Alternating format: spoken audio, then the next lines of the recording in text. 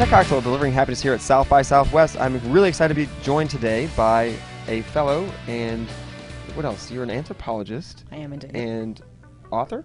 Yes. And what else? Thought leader? Only sometimes. Okay. And just really interesting personality, Genevieve Bell from Intel. Nice to be here in the bus. Yeah, thanks for joining us here on the It's my Delivering Happiness pleasure. Bus. So we're here at South by Southwest, Yay. and we're just really talking to thought leaders like yourself about a number of different topics. And first off, I wanted to first set the stage. Like, what do you do day to day, so everyone kind of gets a sense of your life and what you're up to? Always my favorite question. What is it that you actually do, dear? What is it? What is it that you do? Yeah. So you're right. I'm an anthropologist. I also work at Intel. I run Intel's first lab that's really dedicated to looking at the intersection of human behavior and new technology.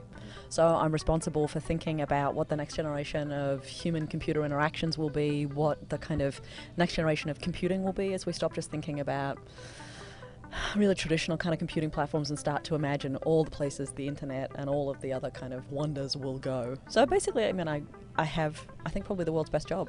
I'm really starting to think about new research methods.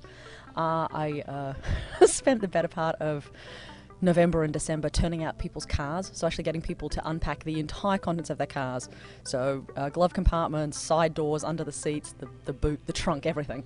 And as I was doing that, I kind of realized that it's really easy to do that with physical stuff. You can turn out a car, a backpack, a house, if you're crazy.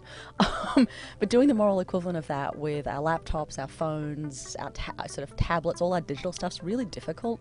And I'm really sort of struck by thinking about what's the kind of the methodology that will let us be able to kind of do that, basically archaeology of our digital stuff. And I'm really sort of interested in starting to think methodologically how you can do that moral equivalent of like turning the thing upside down and shaking the contents out. I am really struck by the fact that broadband is clearly one of the infrastructures that makes all these new experiences possible, but it's not a global one. It's not even a universal one in the United States. I mean, 25% of US households aren't connected to broadband. You know, it's many greater numbers in other places. And when I think about what it means to deliver a whole new set of experiences, it means we're going to need the infrastructures to make that possible. So for me, the biggest both gate to new technology and the biggest opportunities are actually about how we deliver the infrastructure. So think back. I mean, effectively, we're at the point we were at the turn of 2 centuries ago with electricity. You know, electricity had one killer app and it was a light bulb. You know, the internet's had one killer app and it was the web.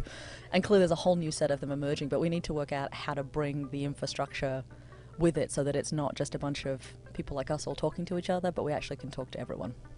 So my mother always said you should say yes to everything.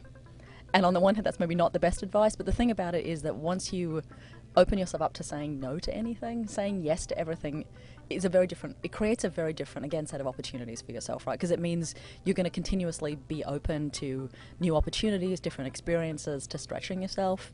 And the second piece of advice is linked to the first, which is that you have to think so much bigger than you are comfortable with, and you have to be willing to ask for everything. I mean, because ultimately, every conversation is in some ways a negotiation with what you want for yourself, but a negotiation with whoever has the resources or what it is that you need access to. And, you know, frankly, for me, I think, you know, you've got to be willing to ask for everything. You have to be willing to ask for something so big it hurts to come out of your mouth.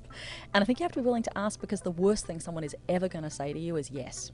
Because if they say yes, you actually have to make it happen. And in fact, unless you're asking, you'll never get that opportunity. But for me, you've got to be willing to think so big, it's actually painful.